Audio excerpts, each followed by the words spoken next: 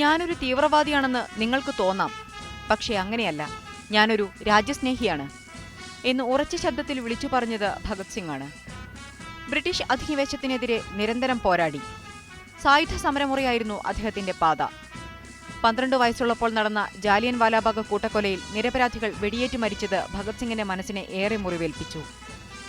സമരഭടന്മാർ മരിച്ചു വീണ സ്ഥലത്തുനിന്നും ശേഖരിച്ച രക്തമടങ്ങിയ മണ്ണ് സൂക്ഷിച്ചുവെച്ചു. ഇത് തുടർന്നുള്ള പോരാട്ടപാതയിൽ കരുത്തു പകർന്നു.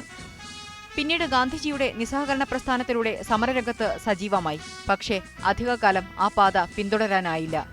ലാൽ പാൽബാൽ എന്ന മൂവർ സംഘത്തിന്റെ പ്രവർത്തനം സ്വാതന്ത്ര്യ സമരത്തിന് പുതിയ ഭാവം നൽകി. ലാഹോർ അസംബ്ലിയിൽ ബോംബെറിഞ്ഞ സംഭവത്തിന്റെ ഗൂഢാലോചനയിൽ പങ്കെടുത്തതിന് ഇംഗ്ലീഷ് സർക്കാർ 1931 മാർച്ച് 23 ഭഗത് സിംഗിനെ വധശിക്ഷയ്ക്ക് വിധേയനാക്കി. News desk, media 1.